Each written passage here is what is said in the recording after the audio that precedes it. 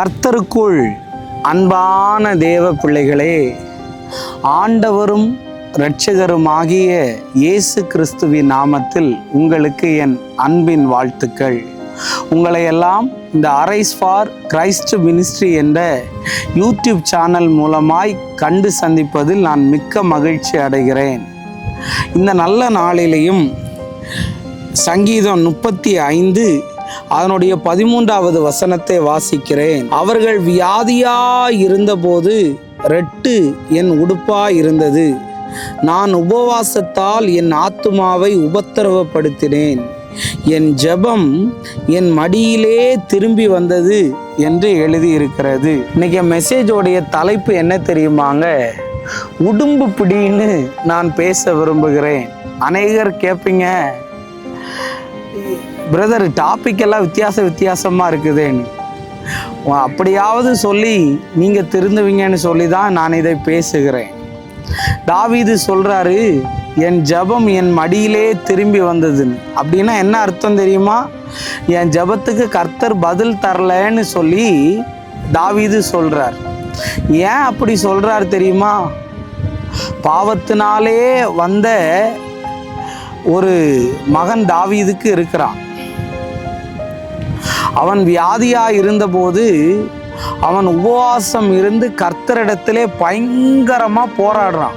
உடும்பு பிடிக்கிறான் அவனுக்கு விடுதலையை கொடுக்கறதுக்கு. ஆனால் ஆண்டவர் அந்த பிள்ளையை எடுத்துட்டாரு. ஏன்னா முன்னாடியே சொல்லியிருந்தாரு, கண்டிப்பாக ஒரு பட்டயம் குடும்பத்தில் இருக்கும் அப்படின்னு சொல்லி. அப்போ பதிலே வராத சில காரியத்துக்கு, தேவனுக்கு சித்தமில்லாத சில காரியத்துக்கு நிறைய பேர் உடும்பு பிடிச்சிட்டு இருக்கீங்க.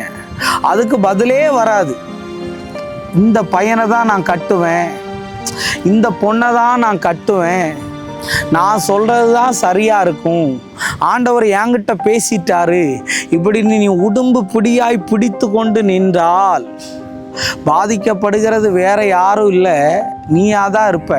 பாரு, நான் கட்டுனா அவ்வளோதான் கட்டுவேன்னு ஒத்த காலில் நின்னவன் இன்னைக்கு ஒத்த காலையும் காணும், ஒத்த கையையும் காணும். இன்னைக்கு நிறைய பேர் தப்பாக ஜெபம் பண்ணிக்கிட்டு இருக்கிறான்.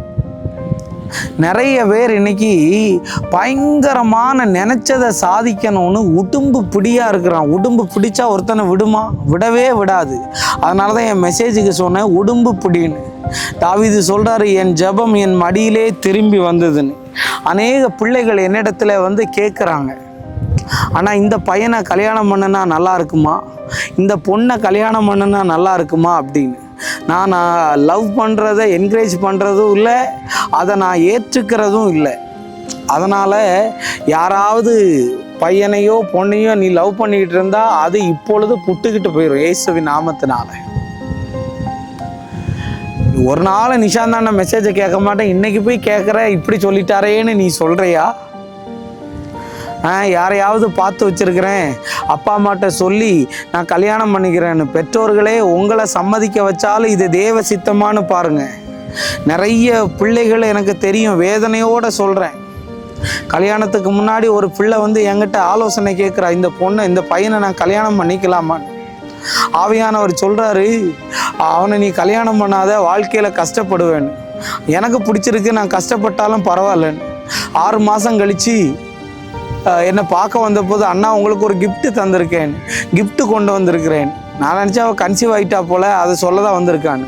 மேலே சேப்பலுக்கு கூட்டிகிட்டு போய் தான் செருப்பை எடுத்து தானே தலையில் அடிச்சுக்கிட்டா. அண்ணா அன்றைக்கி எவ்வளோ படித்து சொன்னீங்க, நான் கேட்கல, இன்றைக்கி என் வாழ்க்கையே கேள்விக்குறி ஆயிடுச்சுன்னு. இன்னைக்கு நான் சொல்ல வரேன், தேவ சித்தம் இல்லாத எந்த காரியத்துக்கு நீ ஜெபம் பண்ணிக்கிட்டு இருக்காத, காத்துக்கிட்டு இருக்காத. அவன் என்னைக்காவது வந்துட மாட்டானா, அவன் என்னைக்காவது என்ன புரிஞ்சிக்க மாட்டாளான்னு உன் டைம் வேஸ்ட்டு, உன் வாழ்க்கை வேஸ்ட் ஆயிரும். ஆண்டவர் கல்யாணத்துக்கு முன்னாடியே சில காரியத்தை காட்டுறாருன்னு வையன், நீ கல்யாணம் பண்ணதுக்கப்புறம் தப்பிக்க முடியாதுன்னு தான் அதுக்கு முன்னாடியே தப்பிச்சுக்கோன்னு சொல்லுவாங்க. ஒரு பிள்ளை என்கிட்ட சொல்கிறா, கல்யாணம் என்கேஜ்மெண்ட் ஆகி கல்யாணம் நின்றுச்சுன்னா ரொம்ப மனவேதனையில் இருக்கேன்னு. அவள் அன்னைக்கு தான் என்கிட்ட வந்தபோது டிப்ரெஷன்லேருந்து வெளியே வந்தா. ஆண்டவர் கல்யாணத்துக்கு முன்னாடியே இதை காட்டிட்டாரு, கல்யாணத்துக்கு அப்புறம் காட்டியிருந்தா ஒன்றுமே பண்ண முடியாது. அதனால நான் சொல்ல வரேன், உங்கள் உடும்பு பிடியிலிருந்து கொஞ்சம் வெளியே வாங்க. உங்கள் பிடிவாத குணத்திலிருந்து கொஞ்சம் வெளியே வாங்க. ஆண்டவர் காரியங்களை மாற பண்ணுவார். உங்களுக்கு நல்ல காரியத்தை செய்வார். நம்ம ஜெபமனோமா? அன்பான நல்ல ஆண்டவரே, இந்த நேரத்துக்காக நன்றி சொல்லுகிறேன். தேவ சித்தம் இல்லாதவங்களையோ, ஆண்டவரே தேவனுக்கு சித்தமில்லாத இடத்தையோ, பொருளையோ, நபர்களையோ இந்த பிள்ளைகள் சந்திக்காதபடி கர்த்தரே வேலையடையும்.